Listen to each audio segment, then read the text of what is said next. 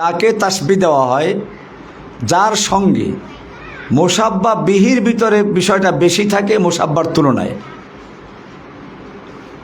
যেমন জায়েদ বাঘের মতো, এখানে বাঘের ভিতর শক্তিটা বেশি জায়েদের তুলনায়, কিন্তু জায়েদের শক্তি অনেক বেশি, সেটা তুলনা করার জন্য বাঘের সঙ্গে তুলনা করা হয়েছে।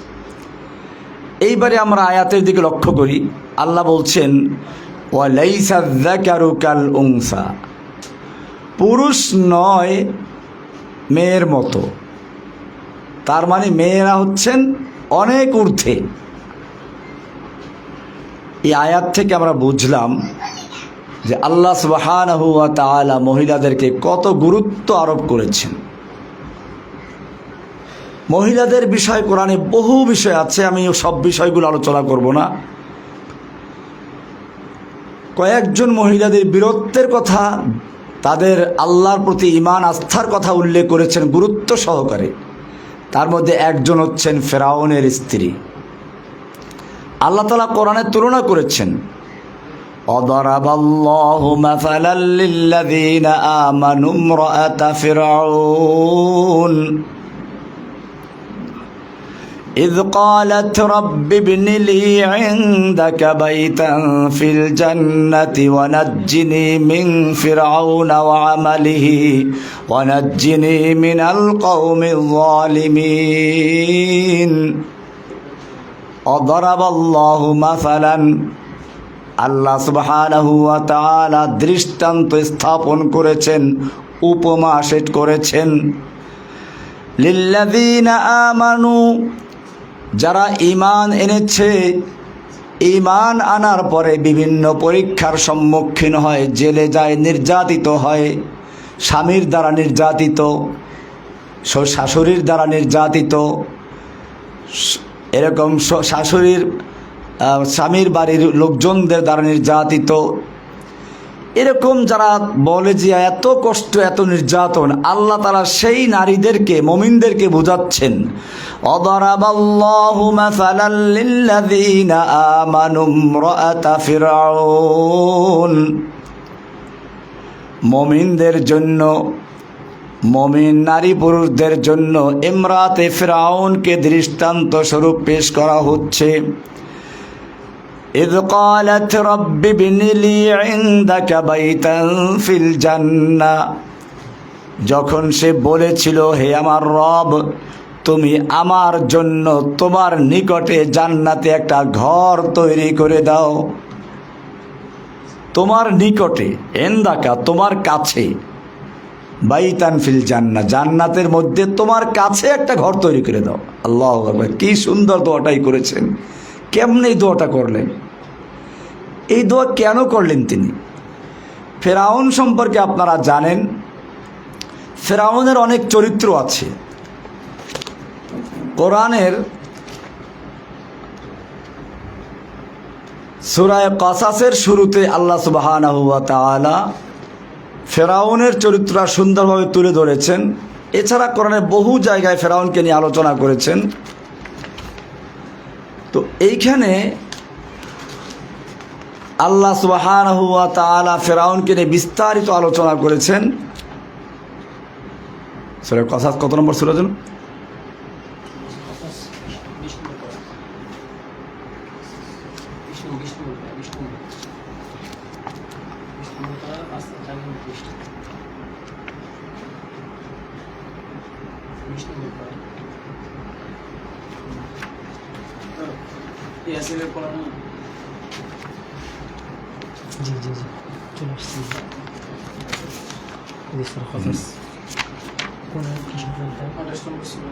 আল্লাহ সুবহানাহু ওয়া তাআলা ফিরআউন সম্পর্কে বলছেন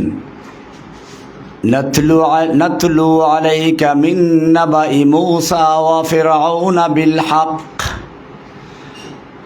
নাতলু আলাইকা, হে নবী আপনার উপরে আমি তিলাওয়াত করছি, মিন নাবাই মূসা ওয়া ফিরআউনা বিল হক, ফিরআউন এবং মূসার বিষয়টি, সংবাদটি বিল হক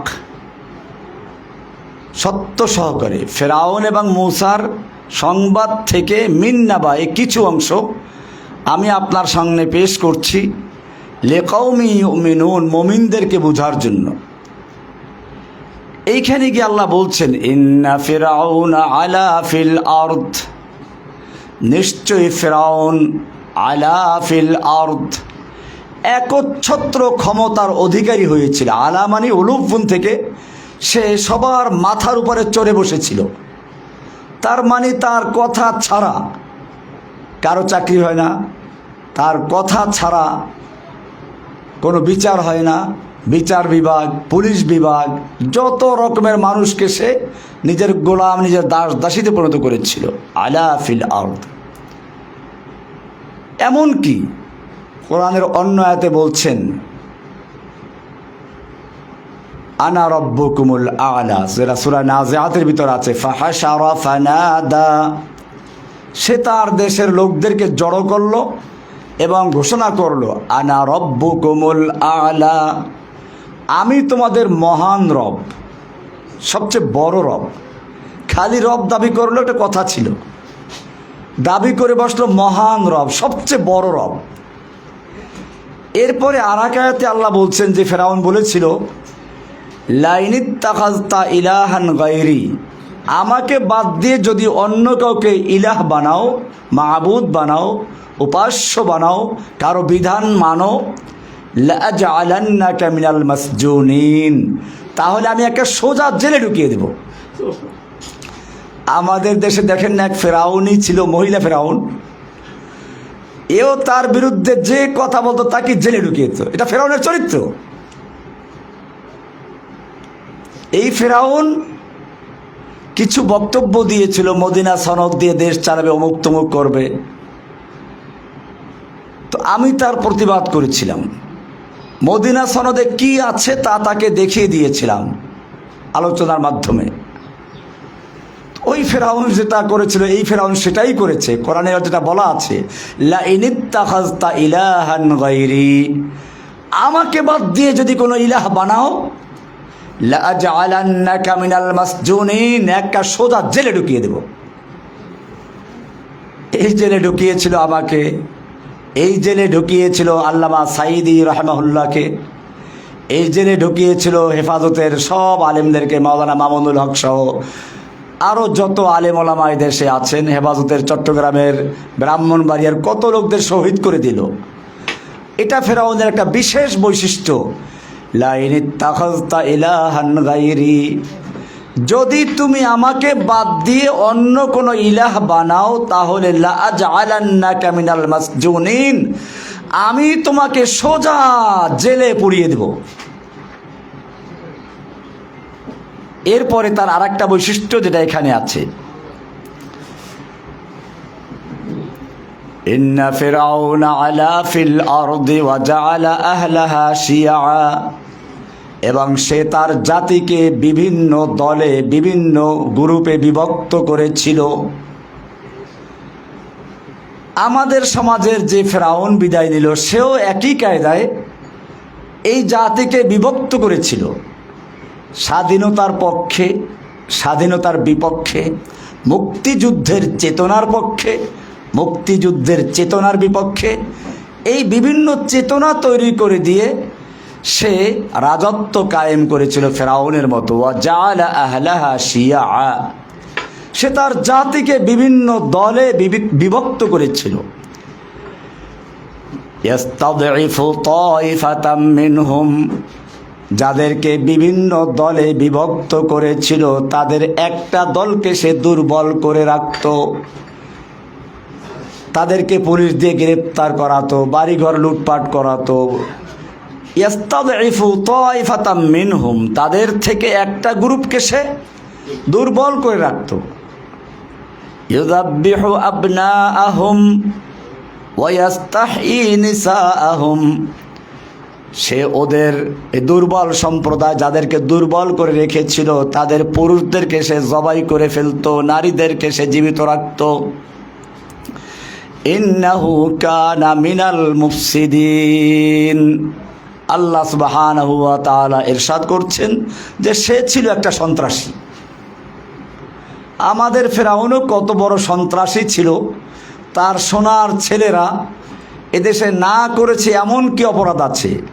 ধর্ষণ করেছে, লুটপাট করেছে, খুন করেছে, গুম করেছে, গরু চুরি করেছে, না করেছে কি? ওয়াইন্নাহু কানা মিনাল মুফসিদিন, সে ছিল একটা বড় সন্ত্রাসীদের মধ্য থেকে একজন, সন্ত্রাসীদের অন্যতম। এজন্য সে অন্যদেরকে সন্ত্রাসী বলতো। এদেশের আলেম ওলামা ইসলামের কথা যারা বলে তারা সব সন্ত্রাসী। এজন্য সে বিভিন্ন অজুহাত দেখিয়ে এদেশের ইসলাম প্রিয় কোরআনের যারা কথা বলতো এদেরকে সন্ত্রাস বিরোধী আইনে মামলা দিয়ে সব সন্ত্রাসী বানিয়ে জেলে ঢুকিয়ে দিয়েছিল। এবং এর মাধ্যমে বিশ্বের যারা ইসলাম বিদ্বেষী, ইসলামের শত্রু যারা, তাদেরকে দেখাতো যে ইসলাম ধ্বংস করার জন্য বাংলাদেশে আমাকেই থাকতে হবে, অন্যরা এরকমভাবে ইসলামকে নির্মূল করা, নির্মমভাবে মুসলিমদেরকে হত্যা করতে পারবে না। আর এ কারণেই সে এই জঙ্গি নাটক সাজিয়ে এতদিন পর্যন্ত ব্যবসা করে এসেছে। কিন্তু ঘুঘু, তুমি প্রতিদিন ধান খেয়ে যাও, আজকে ফাঁদে পড়েছে। এই ঘুঘু ধরা পড়েছে জঙ্গি নাটক সাজিয়ে সাজিয়ে। এই ১.৫ যুগ পর্যন্ত সে ক্ষমতা পাকাপোক্ত করতে পেরেছিল, কিন্তু শেষ সময় এসে এদেশের বলতে বলতে যখন তার জিহ্বাটা লম্বা হয়ে গেছে, এক সময় সে দেশের ছাত্র জনতা এবং সবাইকে সে রাজাকার বলে দিয়ে দিল। পতন যদি আসে এভাবেই আসে। চিংড়ি মাছ, আমার মা বোনরা ভালোই বুঝবেন, চিংড়ি মাছ যখন পানিতে সাঁতার কাটে, সামনে যখন হাঁটে তখন একটু একটু করে হাঁটে, আস্তে আস্তে হাঁটে। কিন্তু সামনে যদি কোনো বাধা পড়ে তো সে পিছন থেকে এক লাফে 10 মিনিটে যা গেছে সে এক লাফে পিছনে তার চেয়ে বেশি যায়। তার মানে চিংড়ি মাছ সামনে যা আগায় তার চেয়ে পিছনে আগায় বেশি। কারণটা কি? আমার মা বোনরা আপনারা ভালো বুঝতে পারবেন। চিংড়ি মাছের মাথায় পায়খানা থাকে। চিংড়ি মাছের মাথায় কি থাকে? দেখবেন যে চিংড়ি মাছের মাথায় মগজ আর পায়খানা কাছাকাছি থাকে। যেহেতু ওর মাথায় থাকে পায়খানা, এ কারণে সামনে যা আগায় তার চেয়ে পিছনে আগায় বেশি। আমাদের হাঁচু আপার মাথায় পায়খানা ঢুকেছিল। এই হাঁচু আপা কুফফারদেরকে খুশি করার জন্য, ইসলামের শত্রুদেরকে খুশি করার জন্য এদেশের হক্কানি ওলামায়ে কেরাম, মুফাসসিরে কোরআন, কোরআনের পাখিদেরকে এক এক করে জেলে ঢুকিয়েছে। আল্লামা সাঈদী সাহেবকে নির্মমভাবে হত্যা করেছে, আমাকে নির্মমভাবে নির্জন কারাগারে অত্যাচার করেছে। এইভাবে কত আলেমদেরকে এখনও তারা কারাগারে জেলে আবদ্ধ করে রেখেছে। আমরা দেখেছি।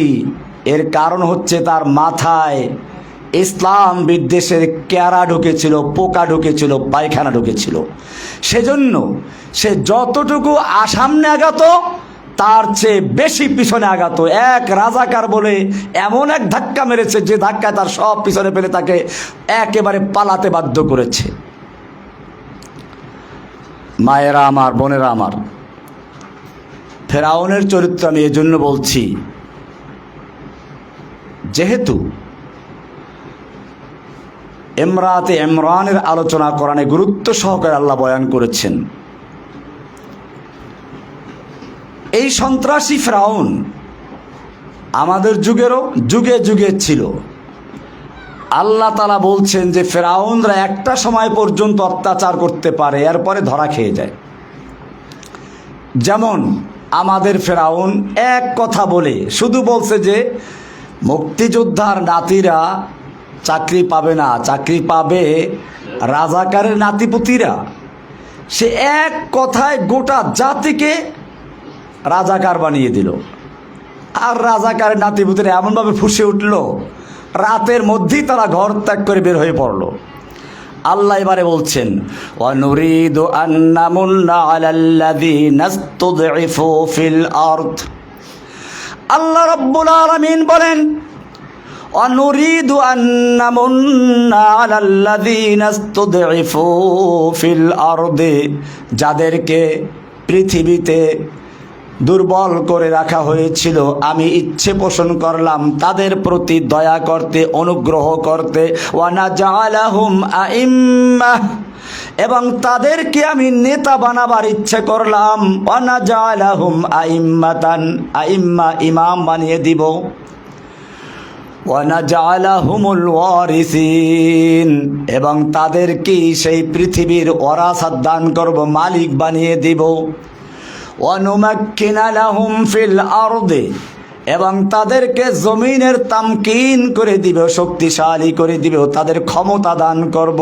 ওয়া নুরিয়া ফিরআউনা ওয়া হামানা ওয়া জুনুদাহুমা, এবং আমি দেখিয়ে দেব ফিরআউনকে, হামানকে এবং তাদের সৈনিকদেরকে, মিনহুম মা কানু ইয়াহযারুন, তারা যেটা ভয় করত সেটা তাদেরকে দেখিয়ে দিব। ফিরআউন হাঁচু আপা, হামান কাউয়া আপা, না কাউয়া আপা তো না, কাউয়া কাদের, অজুনুদাহুমা, এবং তার পুলিশ বাহিনী, অজুনুদাহুমা। আল্লাহ রাব্বুল আলামিন বলছেন, আমি ফিরআউনকে, হামানকে এবং তাদের সৈনিকদেরকে দেখিয়ে দিব, হাঁচু আপাকে, কাউয়া কাদেরকে দেখিয়ে দিব এবং তার সৈনিকদেরকে দেখিয়ে দিব। মা কানু ইয়াহযারুন, যা তারা ভয় পেত তা আমি তাদেরকে দেখিয়ে দিব। আল্লাহ তা দেখিয়ে দিয়েছেন। এবারে আল্লাহ সুবহানাহু ওয়া তাআলা বলছেন, দুর্বলদেরকে শক্তিশালী করবেন। এই ফিরআউন যে নিজেকে আল্লাহ দাবি করেছিল, এই আল্লাহ মানে আসমানের আল্লাহ না, অনেকে ভুল মনে করে। ফিরআউনও আবার আল্লাহ মানত। ফিরআউন আল্লাহ বিশ্বাস করত, তাহলে সে কোন অর্থে আল্লাহ দাবি করত? এই হাঁচু আপা যে অর্থে আল্লাহ দাবি করত। বলি হাঁচু আপা তো আল্লাহ দাবি করে নাই, আল্লাহ দাবি করা লাগবে না, আল্লাহর ক্ষমতা দাবি করলেই সে আল্লাহ হয়ে যায়। আপনারা দেখেছেন বাংলাদেশে কোনো কাজ, একটা চৌকিদারের চাকরি হলেও হাঁচু আপার অনুমতি লাগতো। তাহলে বোঝা যায় ফিরআউন যেভাবে একচ্ছত্র ক্ষমতার অধিপতি হয়েছিল, ঠিক এই ফিরআউনও একচ্ছত্র ক্ষমতার অধিপতি হয়েছিল। আল্লাহ তাআলা ওই ফিরআউনকে চুবিয়ে মারলেন, এই ফিরআউনকে দেশ ত্যাগ করে পালাতে বাধ্য করলেন। এই ফিরআউন যেহেতু নিজেই আল্লাহ, কাজে সে আবার অন্য আল্লাহর কথা মানতে পারত না। কিন্তু ফিরআউনের স্ত্রী ছিল এক আল্লাহ বিশ্বাসী। অনেক লম্বা ঘটনা আছে। কোনো একদিন সে হয়তো মাথা আঁচড়াচ্ছিল বা অন্য কোনো কাজ করছিল, তো বলল যে বিসমিল্লাহ, কাজের শুরুতে বিসমিল্লাহ বলল। তো এটা তার এক মেয়ে বলল যে তুমি যে আল্লাহর নামে বললা, আল্লাহ কোন আল্লাহ? এটা কি আমার আব্বু ফিরআউন আল্লাহ? বলছে না না, তোমার আব্বু ফিরআউন আল্লাহ না, এটা ওই আল্লাহ যিনি আমাকে, তোমাকে এবং তোমার বাবা ফিরআউনকেও সৃষ্টি করেছেন। বলে তাহলে আমি আব্বুকে বলে দেই। যাই হোক, অনেক ঘটনার পরে শেষ পর্যন্ত ফিরআউন জানতে পারলো। এরপরে ফিরআউনের নির্যাতন শুরু হলো। শেষ পর্যন্ত আপনারা জানেন, এক এক করে তার বাচ্চাগুলোকে ফুটন্ত কড়াইয়ের ভিতরে ফুটন্ত তেলে বাচ্চাগুলো ছেড়ে দেওয়া হলো। সর্বশেষ যখন ছোট বাচ্চাটাকে ছেড়ে দেওয়া হলো, তখন সে কাঁদতে লাগলো। ওই সময় ছোট বাচ্চাটা, দুধের বাচ্চা, বলতে আম্মু তুমি কাঁদছো কেন, চলে আসো, এটা কোনো শাস্তির জায়গা নয়, এটা জান্নাতের জায়গা, এটা আল্লাহ তাআলা গুলবাগিচা করে দিয়েছেন। সুবহানাল্লাহ। এখানেই বলতেছেন ইমরাতে ফিরআউনের কথাটা। আল্লাহ তাআলা বলছেন, ইয ক্বালাত, যখন সেই ফিরআউনের স্ত্রী ইমরাতে ফিরআউন বলল, রব্বি বিনিলি ইনদাকা বাইতান ফিল জান্নাহ। ও রব্বুল আলামিন, ফিরআউন সে নিজেকে ইলাহ দাবি করছে, রব দাবি করছে, তাকে যে অমান্য করছে, তার উপরে নির্যাতন করছে, জুলুম করছে, অত্যাচার করছে, জেলে পুড়িয়ে মারছে। ও আমার রব, রব্বি বিনিলি ইনদাকা বাইতান ফিল জান্নাহ, তুমি আমার জন্য তোমার কাছে জান্নাতে একটা ঘর বানিয়ে দাও, তোমার কাছে। কি সুন্দর দাও, তোমার কাছে, যেন আমি জান্নাতে বসেও তোমার কাছে থাকতে পারি। মা বোনদের এখান থেকে শিক্ষা নিতে হবে, দুনিয়ার অত্যাচার জুলুম, স্বামীর বাড়ি গেলে বিশেষ করে শাশুড়িরা, আমি আবার শাশুড়িদেরকে দোষ দিচ্ছি না, তাদের ব্যাপারে আমি বলতেছি পরে, সাধারণত চিন্তা করে আমার এই ছেলের মালিক বোধহয় এই পুত্রবধূ হয়ে গেছে, আমি এখন আর মালিক নই। এই কারণে তার ভিতরে সামান্য ঈর্ষা আসতেই পারে। আমার বোনদের উচিত হবে এই জিনিসটা বুঝতে না দেওয়া, বরং স্বামী যাতে করে আরও তার মায়ের খেদমত বেশি করে, এবং এই যে আমার বোন পুত্রবধূ হয়ে গেল, তিনিও তার এমন খেদমত করবেন, এমনভাবে তাকে আচার ব্যবহারে বা খুশি করবেন যাতে সে ওইটা বলতে না পারে। তো যত কষ্টই আসুক, তারপরেও যে স্বামী সব ভালো হয় তা না, কিছু স্বামী এমনি অত্যাচার করে। ফেরাউন ওরকমই একজন ছিল, তাকে দিয়ে উদাহরণ দিচ্ছেন যে এরকম স্বামী যদি পড়ে তাহলে কি করবে? আল্লাহর কাছে প্রথমে দোয়া করবে, রব্বি বিনিলি ইনদাকা বাইতান ফিল জান্নাতি ওয়া নাজ্জিনি মিন ফিরআউনা ওয়া আমালিহি। আমাকে ফেরাউন এবং তার কাজ থেকে, আমল থেকে নাজাত দাও, মুক্তি দাও। ওয়া নাজ্জিনি মিনাল কওমিজ যালিমিন, জালিম কওমদের থেকে আমাকে মুক্তি দান করো। এরপরে এই সূরায়ে আত-তাহরিমের শেষের 2 আয়াত 11 এবং 12 নম্বর আয়াত। 12 নম্বর আয়াত আল্লাহ বলছেন মারিয়াম সম্পর্কে, ওয়া মারিয়াম ইবনাতা ইমরান, ইমরানের মেয়ে মারিয়াম, তাকে উদাহরণ দিচ্ছেন, আল্লাতী আহসানাত ফারজাহা, যিনি তার লজ্জাস্থানকে হেফাজত করেছিলেন। এটা একটা বিশেষ মর্যাদা, যে মেয়ে, যে নারী তার লজ্জাস্থানকে হেফাজত করবে, আল্লাহ তাআলা বলছেন তাকে আমি কি পুরস্কার দিলাম? ফানাফাখনা ফীহি মির রূহিনা, আমি তার ভিতরে আমার রূহের থেকে একটা রূহ ফুঁকে দিলাম। তার মানে বিশেষ রূহ, বাবা ছাড়া একটা রূহ তাকে দান করলাম। ওয়াসাদ্দাকাত বিকালিমাতি রাব্বিহা ওয়া কুতুবি, মারিয়ামের প্রশংসা করছেন আল্লাহ, যে আল্লাহ তাআলা বলছেন যে মারিয়াম তার রবের কালিমাতে বিশ্বাসী ছিল, সত্যায়ন করেছে, বিশ্বাস স্থাপন করেছে। তিনি তার রবের কিতাবকে বিশ্বাস করেছেন। ওয়া কানাত মিনাল কানিতিন, এবং তিনি ছিলেন অল্পতুষ্ট, বিনয়ী, আনুগত্যশীল। এখানে নারীদের কয়েকটা চরিত্রকে আল্লাহ তাআলা তুলে ধরেছেন, যেগুলো আপনারা ইতিমধ্যে বুঝেছেন। সুতরাং যে নারী এই বৈশিষ্ট্যগুলো অর্জন করবেন, আল্লাহ তাআলা তাকে সেরকম সন্তান দান করবেন। ফানাফাখনা মিন রূহিনা, এখানে আল্লাহ তাআলা বুঝাচ্ছেন যে সকল নারীরা নিজের সম্ভ্রম, নিজের ইজ্জত সম্মান রক্ষা করে চলবে, আল্লাহ তাকে এরকম মারিয়ামের মতো নেক সন্তান দান করবেন। এ কারণে আজকের মা বোনদের খেয়াল রাখতে হবে, আল্লাহ সুবহানাহু ওয়া তাআলা যে দ্বীন ইসলাম দান করেছেন, তার মধ্যে নারীদেরকে স্থান দিয়েছেন, মর্যাদা আসন দিয়েছেন। নারী তার 3 স্তর। হয়তো সে মেয়ে হলে পরে আল্লাহ রাসূল সাল্লাল্লাহু আলাইহি ওয়াসাল্লাম বলছেন, যার 3টা মেয়ে হলো তার জন্য জান্নাত। এরকমভাবে সাহাবী তারপরে আরও প্রশ্ন করেছেন। মেয়ে 2য় স্তরে হয় স্ত্রী, 3য় স্তরে হয় মা।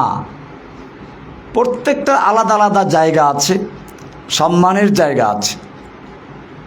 অনেক সময় আমাদের নারী জাতকে খেপানোর জন্য পশ্চিমা চিন্তাধারায় যারা বড় হয়েছে, শিক্ষিত হয়েছে, তারা প্রশ্ন ছুড়ে দেয়, নারীদেরকে আল্লাহ তাআলা ঠকিয়েছেন। একটা ছেলে যে সম্পদ পায়, বাবার সম্পদ, একটা মেয়ে তার অর্ধেক সম্পদ পায়। এটা নারীদেরকে ঠকিয়েছে।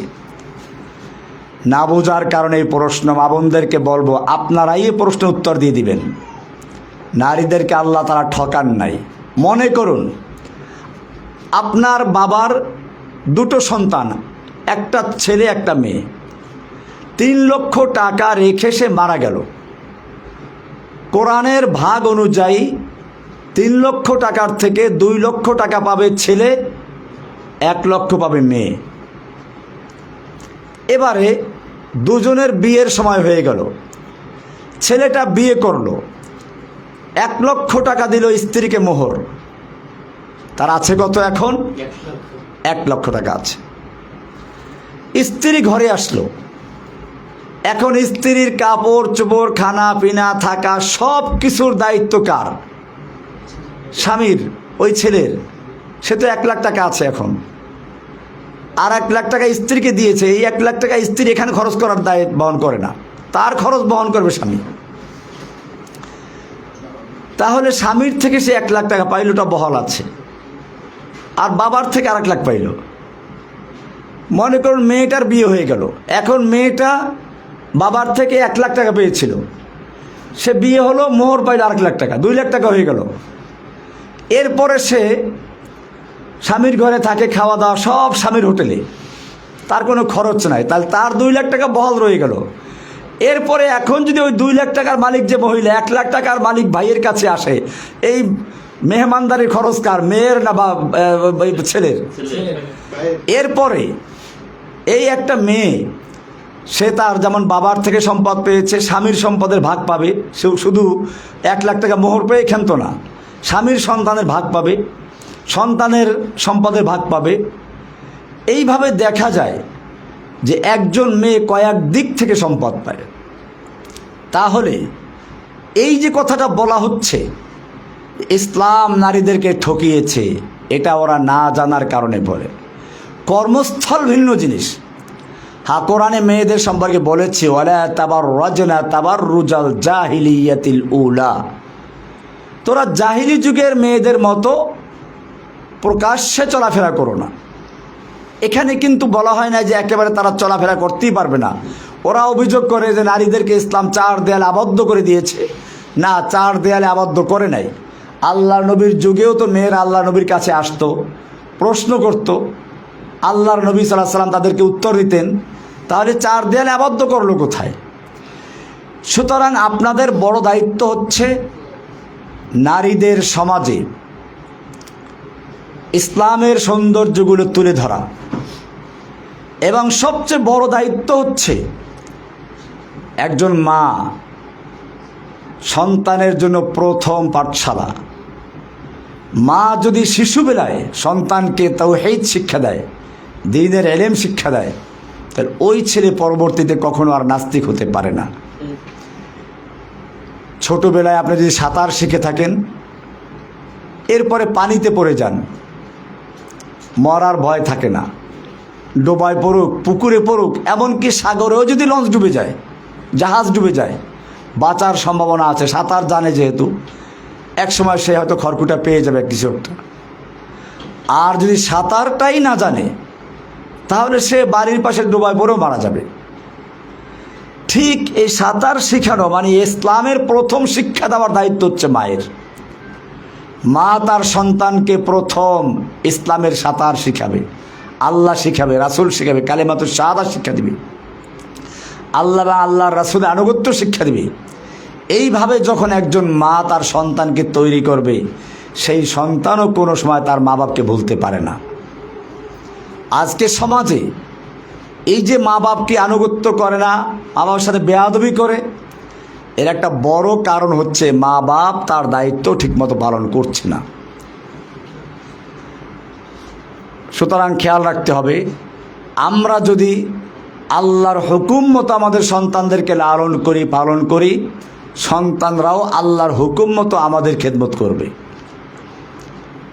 আর যদি আমাদের দায়িত্ব আমরা পালন না করি, তাহলে সন্তান কেন আমাকে খেদমত করবে? আমি তো তার দায়িত্ব পালন করি নাই। মায়েরা আমার, বোনেরা আমার, আপনাদের এখন কি শিক্ষা দায়িত্ব? প্রথম কি দায়িত্ব রয়েছে? প্রথম দায়িত্ব হচ্ছে আপনাদের তাওহীদ শিক্ষা দেওয়া। মনে রাখতে হবে, ইসলামের মূল ভিত্তি হচ্ছে তাওহীদ। আল্লাহর রাসূল সাল্লাল্লাহু আলাইহি সাল্লাম একটা তাঁবুর সঙ্গে তুলনা করেছেন ইসলামের বেনাগুলোকে। নামাজ, রোজা, হজ, যাকাত, ঈমান, এর উপর ইসলামের ভিত্তি স্থাপন করা হয়েছে, বেনা রাখা হয়েছে। কেন? মূলত মানুষ, একজন মানুষ হচ্ছে একটা ছোট্ট পৃথিবী। খুব খেয়াল করে জিনিসটা শুনবে, আমি একটা ভূমিকা পেশ করব, তারপরে মূল কথায় আসবো। আবার পৃথিবীর মৌলিক উপাদান হচ্ছে চারটি: আগুন, পানি, মাটি, বাতাস। আর এই প্রত্যেকটা জিনিসের এক একটা রোগ আছে। আগুনের রোগ হচ্ছে কি, আগুন যদি আপনি নিচেও জ্বালান সে উপরে উঠবে, তার গতি ঊর্ধ্বে। মানুষের মধ্যে আগুন আছে, সুতরাং মানুষের মধ্যে অহংকার থাকে, আমি বড়, আমি উপরে। এবং শয়তান যে আদমকে সেজদা করে নাই তার কারণ ছিল এটাই, খলাকতানি মিন নারিন ওয়া খলাকতাহু মিন তিন। আমি কেন আদমকে সেজদা করব? তুমি আদমকে সৃষ্টি করেছো মাটি দিয়ে, আমাকে সৃষ্টি করেছো আগুন দিয়ে। আগুনের গতি হলো ঊর্ধ্বে, মাটির গতি নিম্নে। সুতরাং যুক্তির কথা হচ্ছে আগুনের সামনে মাটি নত হবে, মাটির সামনে আগুন নয়। যুক্তিবাদী, প্রথম যুক্তিবাদী হচ্ছে শয়তান। প্রথম যুক্তিবাদী কে? আল্লাহর হুকুমের সামনে বিরুদ্ধে যে ব্যক্তি প্রথম যুক্তি পেশ করেছে শয়তান। সুতরাং বোঝা গেল যারা আজকে বলে ইসলাম নারীদেরকে ঠকিয়েছে, যুক্তি পেশ করে, তাদের প্রথম গুরুকে, এরা সব শয়তানের মামা, শয়তানের শিষ্য। তো আমি বলছিলাম যে মানুষের মধ্যে আগুন আছে, আর আগুনের বৈশিষ্ট্য হচ্ছে অহংকার। সেজন্য শয়তানও অহংকারী হয়েছিল, মানুষের মধ্যে অহংকার আছে। আল্লাহ সুবহানাহু ওয়া তাআলা এই অহংকার রোগের চিকিৎসার জন্য দান করেছেন সালাত, নামাজ। নামাজে আমরা যখন দাঁড়াই প্রথমে কানে হাত দিই, এরপরে বুকে হাত বাঁধি, এরপরে রুকু থেকে মাথা ঝুঁকিয়ে দিই, এরপরে সেজদায় গিয়ে আমরা মাথাটাকে মাটির সঙ্গে মিশিয়ে দিই, যেন প্রমাণ করছি নামাজের মাধ্যমে কি আমি তো মাটির মানুষ। মিনহা খালাকনাকুম ওয়া ফিহা নুঈদুকুম ওয়া মিনহা নুখরিজুকুম তারাতান উখরা। আমি তো মাটির থেকে সৃষ্টি হয়েছি, মাটির সঙ্গে মিশে যাব, মাটির থেকে আবার আমাকে উঠতে হবে। আমার কিসের অহংকার, কিসের গৌরব? এইভাবে যখন একটা মানুষ নিজেকে মাটির সঙ্গে বিলীন করে দেয়, মাটির সঙ্গে নিজেকে মিশিয়ে দেয়, নিজেকে মাটির মানুষ রূপে প্রমাণ করে, আর এভাবেই যখন সে হয়, তখন তার মাধ্যমে অহংকার রোগ দূর হয়ে যায় এবং সে সত্যিকার মানুষে রূপান্তরিত হয়ে যায়। मिटा दो अपनी हस्ती को अगर कुछ मर्तबा चाहो, मिटा दो अपनी हस्ती को अगर कुछ मर्तबा चाहो, कि दाना खा के मैं मिलकर गुले गुलजार होता है। তুমি যদি সত্যিকার অর্থে নিজেকে বড় বানাতে চাও, উঁচু বানাতে চাও, তাহলে সালাতের মাধ্যমে নিজেকে মাটির সঙ্গে বিলীন করে দাও, নিজের আমিত্বকে, নিজের গৌরবকে, অহংকারকে মিটিয়ে দাও। দেখবে তুমি সত্যিকার মানুষ হবে, তোমার থেকে সন্তানগুলো সেরকম সত্যিকার মানুষ হবে। আগুনের চিকিৎসা হলো কি? সালাত। মানুষের মধ্যে আর একটা মৌলিক উপাদান হচ্ছে মাটি। মাটিরও একটা বিশেষ বৈশিষ্ট্য আছে। মাটির উপরে যে আপনি কিছু রেখে দেন, কয়েকদিন পরে পাবেন না, ভিতরে নিয়ে গেছে, কৃপণ, কুক্ষিগত করে সব। সে যা পাবে তা লুকিয়ে ফেলবে, কাউকে কিছু সে দিতে চাবে না। মানুষের মধ্যে মাটি আছে, এদের মানুষ কৃপণ হয়, যা পাবো সব আমার আমার। হাদিসেও আসছে এটা, ইয়াকুল ইবনু আদম মালি মালি। বনি আদম বলে আমার মাল আমার মাল, আমার বাড়ি আমার গাড়ি, আমার নারী আমার, সব আমার। ওয়া হাল্লাকা ইবনা আদম, ও বনি আদম তুমি কি চিন্তা করেছো তোমার কি জিনিস? ওয়াহাল্লাকা ইল্লা মা আকালতা ফাআফনাইত, তোমার তো খালি ওই জিনিসগুলো বলতে পারো তোমার, যা তুমি খেয়েছো এক রাস্তা দিয়ে আর এক রাস্তায় বের করে দিয়েছো। ওয়ামা লাবিস্তা ফাআবলাইতা, আর তুমি যা পরিধান করেছো এবং পুরাতন করে দিয়েছো তা তোমার কাপড় চোপড় নষ্ট করেছো। ওয়ামা তাসাদ্দাকতা ফাআমদাইত, আর যা তুমি সাদকা করে দান করে আল্লাহর রাস্তায় জমা করেছো তা তোমার। এছাড়া যা কিছু সব মৃত্যুর পরে মালিকানা কার? ওয়ারিসদের। এজন্য এক কবি নিজেকে আক্ষেপ করে বলছিল, বিষ্ণু হাফেজ বতো গোয়াম কে গুল তাজা নমি মানদ अगर মানদ শবে মানদ শবে দিগার নমি মানদ গুলজ গুলশাদ জুদা গশতা তরু তাজা নমি মানদ अगर মানদ শবে মানদ শবে দিগার নমি মানদ হমেশা ইজ্জতে মেহমা বাইক খানা নমি মানদ अगर মানদ শবে মানদ শবে দিগার নমি মানদ। কি সুন্দর করে বলেছেন কবি, চিন্তা করুন।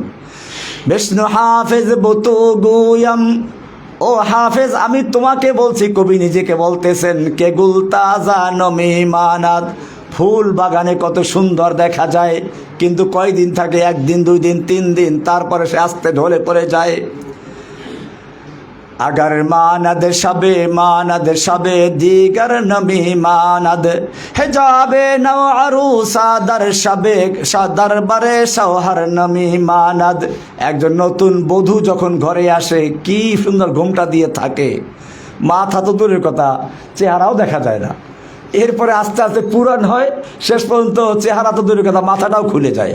এটাই কবি বলেছেন, হেজাবে নাও আরুসা দরবারে শৌহর নমি মানদ अगर मानद शबे मानद शबे दीगर नमी मानद हमेशा इज्जते मेहमा बैक खाना नमी मानद। একজন মেহমান যখন প্রথম কারো বাড়িতে যায়, প্রথম দিন কি খাবেন? পোলাও খাবেন, মুরগি খাবেন, সব তৈরি আছে। এরপরে মেহমান আস্তে আস্তে পুরাতন হয়, খাবারের মানও কমে, শেষ পর্যন্ত ভর্তা আর ডাল খাও, আর মনে ভাবে যাইবে কবে। কবি সেটাই বলেছেন, হামেশা ইজ্জতে মেহমা बैक खाना नमी मानद अगर मानद शबे मानद शबे दीगर नमी मानद। তো বলছিলাম মানুষের মধ্যে মাটি আছে, মাটির বৈশিষ্ট্য হচ্ছে কৃপণতা। মানুষের মধ্যে মাটি আছে, মানুষও কৃপণ হয়, এটা একটা রোগ। এই রোগের চিকিৎসা দিলেন কি দিয়ে? যাকাত। আকিমুস সালাত ওয়া আতুজ যাকাত, যাকাত দান করতে থাকো, দিতে দিতে তোমার কৃপণতা রোগের চিকিৎসা হয়ে যাবে। এরকম ভাবে আরেকটা মৌলিক উপাদান হচ্ছে পানি। পানির বৈশিষ্ট্য হচ্ছে, পানি যদি আপনি সমতল জায়গায় ছাড়েন, সে এক জায়গায় বসে থাকবে না, আরও জায়গা দখল করবে। তার মানে লোভ, লালসা, দখল করার প্রবণতা। মানুষের মধ্যে পানি আছে, সেজন্য মানুষও কি করবে?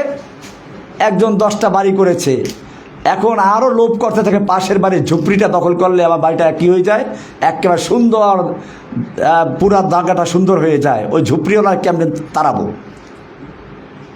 এটা পানির বৈশিষ্ট্য।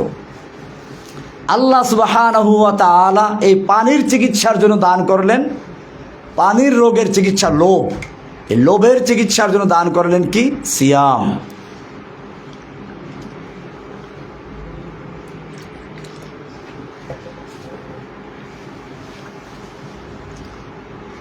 সওমের মাধ্যমে, রোজার মাধ্যমে একজন মানুষ সামনে খাবার পায়, পানীয় পায়, স্ত্রী পায়, চাহিদা থাকা সত্ত্বেও সে এগুলো ব্যবহার করতে পারে না। কাকে ভয় করে?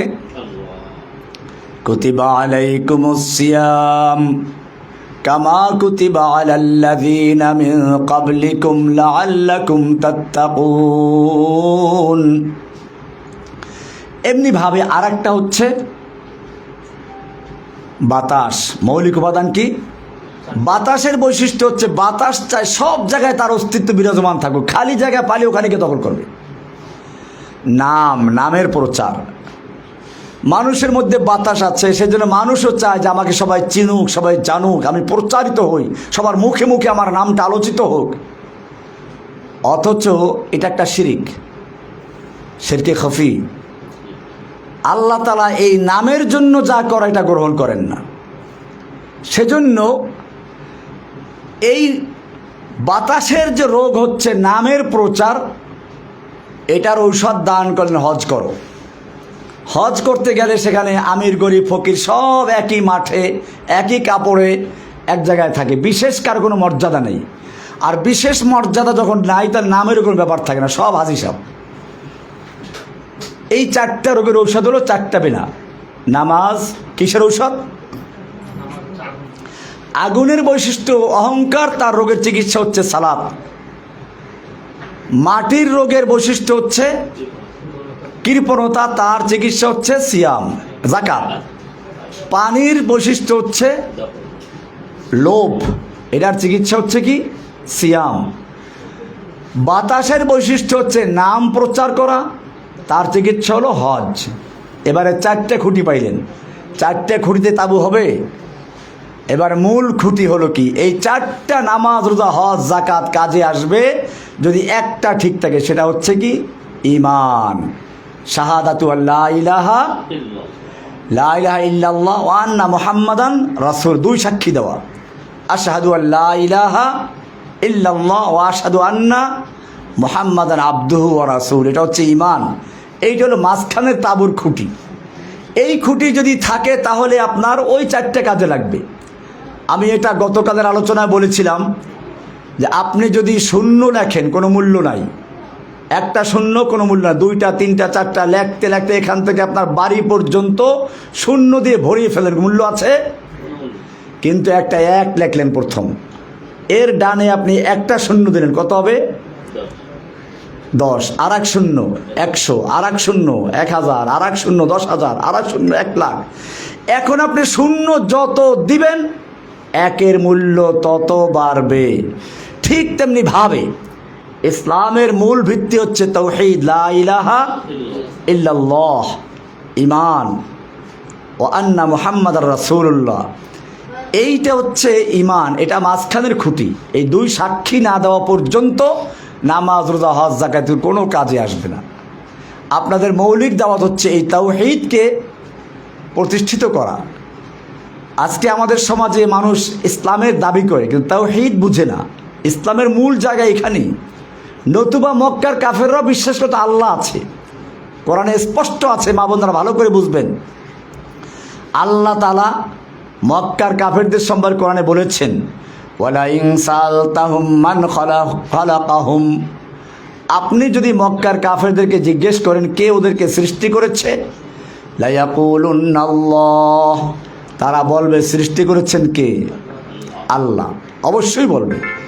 ওয়ালা ইন সালতাহুম মান নাযালা মিনাস সামাই মাআন ফাআহইয়া বিহিল আরদা মিন বাদি মাউতিহা, আপনি যদি ওদেরকে জিজ্ঞেস করেন কে আসমান থেকে পানি বর্ষণ করে, সেই পানির মাধ্যমে মৃত্যু জমিনকে তরুতাজা করে ফসল উৎপন্ন করার জন্য আবার জীবিত করে দেন কে? লা ইয়াকুলুন্নাল্লাহ, তারা বলবে সব করেন কে? আল্লাহ। তাহলে বোঝা যায় আমরা যেমন বিশ্বাস করি আসমান জমিনের মালিক আল্লাহ, চন্দ্রের সূর্যের মালিক আল্লাহ, এরকম আমার তোমার সৃষ্টি করার মালিক আল্লাহ, এগুলো মক্কার কাফেররা বিশ্বাস করত। তাহলে গণ্ডগোলটা ছিল কোন জায়গায়? গণ্ডগোলটা ছিল কি আমরা বুঝবো রাসূল সাল্লাল্লাহু আলাইহি ওয়াসাল্লাম প্রথম দাওয়াতের ঘটনা দেখলে পরে। আল্লাহর নবী সাল্লাল্লাহু আলাইহি ওয়াসাল্লাম নবুয়ত প্রাপ্তির পরে 3 বছর পর্যন্ত গোপনে দাওয়াত দিলেন। এরপরে আল্লাহর পক্ষ থেকে নির্দেশ জারি হলো, ফাসদা বিমা তুমার, হে নবী আপনি যা আদিষ্ট হয়েছেন তা প্রকাশ্যে বলুন। আল্লাহর নবী সাল্লাল্লাহু আলাইহি ওয়াসাল্লাম এবারে মক্কার নীতি অনুযায়ী সকালবেলা গিয়ে পাহাড়ে উঠলেন, জোরে ডাক দিলেন, ইয়া সবাহা ইয়া আলাল কুরাইশ, সকালের বিপদ। এই কথা শুনলে সবাই একাত্র হয়ে যায়, না যেন কোন বিপদ এসেছে। আল্লাহর নবী সাল্লাল্লাহু আলাইহি ওয়াসাল্লাম সে অনুযায়ী যখন ডাক দিলেন, মক্কার নেতারা যখন শুনতে পেল সবাই চলে আসলো। এমনকি যে আসতে পারে নাই সে অন্যকে ভাড়া দিয়ে পাঠিয়ে দিয়েছে, কারণ এক তো সকালবেলার বিপদের ডাক, দ্বিতীয়ত ডাকটা দিয়েছে মোহাম্মদ যে আমাদের সমাজের সবচেয়ে বিশ্বস্ত, কোন সময় প্রতারণা করে না, কাউকে ধোঁকা দেয় না, তিনি ডাকছেন। সব জড়ো হয়ে গেল। এবারে আল্লাহর নবী সাল্লাল্লাহু আলাইহি ওয়াসাল্লাম এই কুরাইশের নেতাদেরকে জিজ্ঞেস করলেন, ওহে কুরাইশের নেতৃবৃন্দ, আজকে যদি আমি তোমাদেরকে বলি এই পাহাড়ের অপর প্রান্তে তোমাদের শত্রু ওত পেতে বসে আছে, যেই কোনো মুহূর্তে হামলা করে তছনছ করে দিবে, মক্কাকে ধ্বংস করে দিবে, তোমরা কি বিশ্বাস করবে? মক্কার লোকেরা বলল, অবশ্যই বিশ্বাস করব, কারণ মা জাররাবনাকা কাযিবান কত্তু, আপনাকে আমরা কখনো মিথ্যাবাদী হিসেবে পাই নাই, আপনাকে মিথ্যা বলতে শুনি নাই, মিথ্যা শোনার অভিজ্ঞতা আপনার থেকে আমাদের নাই। এবারে রাসূল সাল্লাল্লাহু আলাইহি সাল্লাম কি বললেন শুনুন। রাসূল সাল্লাল্লাহু আলাইহি সাল্লাম বললেন, ওহে ইয়া আইয়ুহান নাস, এইখানে শুধু মক্কাবাসীদেরকে নয়, গোটা বিশ্ববাসীকে বলছেন, ইয়া আইয়ুহান নাস কুলু লা ইলাহা ইল্লাল্লাহ তুফলিহুন। ও বিশ্ব মানব, বিশ্ববাসী শুনে রেখো, যদি তোমরা একটা কালিমার সাক্ষ্য দাও, লাউ কুলতুম কালিমাতান ওয়াহিদাতান, তোমরা যদি একটা কালিমা, একটা কথা, একটা বাক্য মেনে নাও, তামলিকুনা বিহাল আরব, গোটা আরবের তোমরা মালিক বনে যাবে, ওয়া তাদিনু লাকুমুল আজম, অনারব বিশ্ব তোমাদের দিন গ্রহণ করবে। কয়টা কথা মানতে হবে? একটা কথা, একটা। আবু জাহেল তো খুশি, একটা কথা মেনে নিলে গোটা আরব দেশ আমাদের দখলে চলে আসবে, অন্য বিশ্ব আমাদের নেতৃত্ব মেনে নিবে। আরে মোহাম্মদ তাড়াতাড়ি বলো, একটা কথা 10টা মানবো, বলো কি কথা সে। এবারে দেখুন কি হচ্ছে।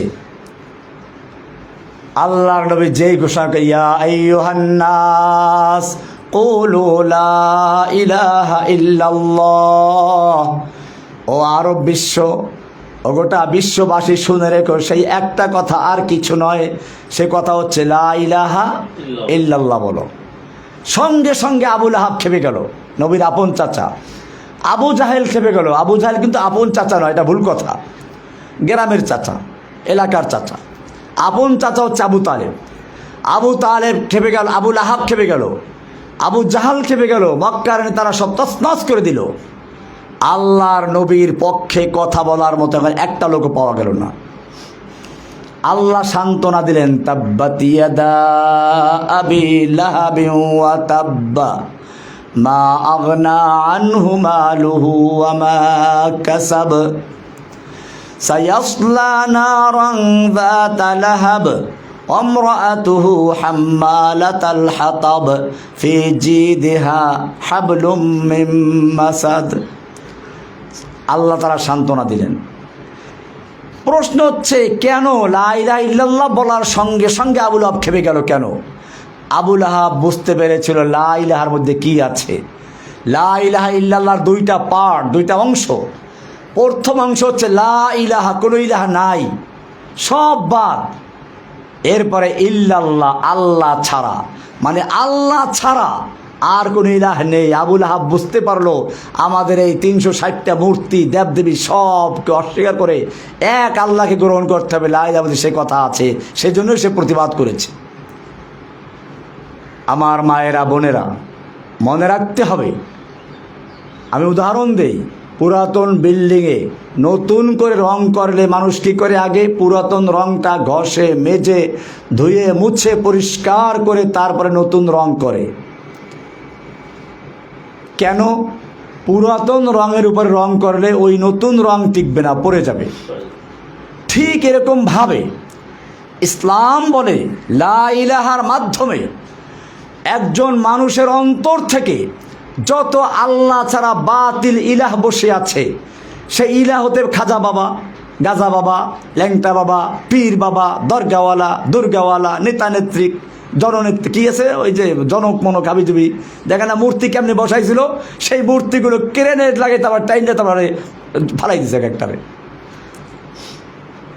এরকম যে যত গায়রুল্লাহ অন্তরে বসে আছে, লা ইলাহা ইল্লাল্লাহর রেত দিয়ে ঘষে মেজে ধুয়ে মুছে পরিষ্কার করে এরপরে বলা হচ্ছে ইল্লাল্লাহ, একমাত্র আল্লাহকে বসাতে হবে। আল্লাহ ছাড়া আর কোনো ইলাহ নেই, আল্লাহ ছাড়া আর কোনো উপাস্য নেই। ব্যক্তি জীবনে, পারিবারিক জীবনে, সামাজিক জীবনে, রাষ্ট্রীয় জীবনে, আন্তর্জাতিক জীবনে, সকল ক্ষেত্রে আমি আনুগত্য করব কার? এটার নামই ইসলাম। এটার নাম কি? ইসলাম। ইসলাম মানে আপনারা মিজান পড়েছেন, সেখানে লেখা আছে মুন সাহেবের ভিতরে, আল ইসলাম ও গর্দান নেহাদান বাতাত। ইসলাম মানে হচ্ছে আত্মসমর্পণ করা। কার কাছে? ব্যক্তি জীবনে, পারিবারিক জীবনে, সামাজিক জীবনে, রাষ্ট্রীয় জীবনে, আন্তর্জাতিক জীবনে, সকল ক্ষেত্রে এক আল্লাহর বিধানের কাছে আত্মসমর্পণ করার নাম হচ্ছে কি? ইসলাম। আর এইরকম আত্মসমর্পণ যে করে তার নাম হচ্ছে মুসলিম। এটা আমাদের পরিচয়, আমাদের মূল পরিচয় এটাই। কোরআন বলেছে হুয়া সাম্মাকুমুল মুসলিমিন মিল্লাতা আবিকুম ইব্রাহিম। এই মিল্লাত তোমাদের পিতা ইব্রাহিমের জাতির পিতাকে, ইব্রাহিম না অন্য কেউ? মিল্লাতা আবিকুম ইব্রাহিম হুয়া সাম্মাকুমুল মুসলিমিন, তিনি তোমাদের নামকরণ করেছেন মুসলিমিন করে। এই ইসলামের মূল ভিত্তি হচ্ছে তাওহীদ, লা ইলাহা ইল্লাল্লাহ। এবারে সেই আল্লাহর হুকুম মানব কি মন গড়া তরিকায়? মা বোনদের ভালো করে বুঝবেন। ধরুন জোহরের ফরজ নামাজ কয় রাকাত? 4 রাকাত। আসরের ফরজ কয় রাকাত? 4 রাকাত। এশার ফরজ কয় রাকাত? মাঝখানে মাগরিবের নামাজ হলো 3 রাকাত। এখন যদি কোনো ব্যক্তি আজকের থেকে বলে যে অসুবিধা কি, মাগরিবের নামাজটাও 4 রাকাত পড়ব, 1 রাকাত বেশি পড়লে একটা রুকু বাড়বে, সেজদা বাড়বে, সুবহান রাব্বিল আযীম বাড়বে, আলা বাড়বে, সমস্যা কি? আমি তো ভালো কাজই করছি, অসুবিধা কি? নামাজ হবে? হবে না। কেন হবে না? আল্লাহর হুকুম, রাসূলের তরিকা চলতে হবে। আল্লাহ বলেছেন সালাত কায়েম করো, কেমনে কায়েম করব তা দেখিয়েছেন কে? মুহাম্মাদুর রাসূলুল্লাহ। কে দেখিয়েছেন? এবারে মুহাম্মদ সাল্লাল্লাহু আলাইহি ওয়াসাল্লাম যে নামাজ দেখিয়েছেন তার মধ্যে মাগরিব হলো 3 রাকাত, 3 রাকাতই পড়তে হবে। 4 রাকাত পড়লে নামাজ হবে না। আপনি কোরবানির ঈদের দিন চিন্তা করেন সবাই গরু খায়, আমি এই 3 দিন রোজা রাখবো, রোজা হবে? ঈদের দিন রোজা রাখা জায়েজ না হারাম? কেন হারাম? এইটাই হচ্ছে যে আল্লাহর বিধান যেটা যেরকম আছে সেরকম মানতে হবে, এর বাইরে মানা যাবে না। আমাদের দেশে বিশেষ করে চট্টগ্রামে মাজারে সেজদা করে অনেকে, আবার বলে তাজিমি সেজদা। আপনারা যেটা করেন হলো ইবাদতের সেজদা, নামাজে, ওটা না, আমরা করি তাজিমের সেজদা। আমি আপনাদেরকে বলতে চাই, আমরা যত রকম নামাজ পড়ি সব নামাজের রুকু সেজদা আছে, ঠিক কিনা? ফজরের নামাজ পড়বেন, রুকু সেজদা করতে হবে। তুমি জোহরের নামাজ পড়ো, রুকু সেজদা করতে হবে, ফরজ। মাগরিবের নামাজ, আসরের নামাজ, ইশার নামাজ, জুমার নামাজ, ঈদের নামাজ, সব নামাজে রুকু সেজদা করা ফরজ। কিন্তু খবরদার নামাজটা যদি জানাজার নামাজ হয় রুকু সেজদা করা যাবে না। কেন করা যাবে না? সব নামাজের ভিতরে রুকু সেজদা করা ফরজ, জানাজার নামাজে রুকু সেজদা করা যাবে না। কেন? কারণ হচ্ছে এই, জানাজার নামাজের সামনে একটা লাশ আছে, লাশ।